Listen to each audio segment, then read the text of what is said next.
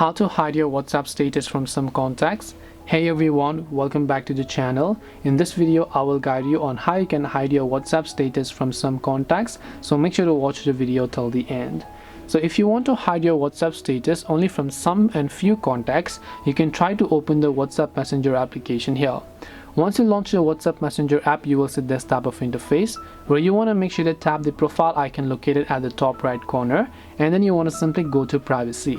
And after you come to privacy, over here you can see status. So you can tap on status, and let's say that you want to hide your WhatsApp status from some contacts. What you have to do is only share with or my contacts except a few people, and select the people that you want to hide.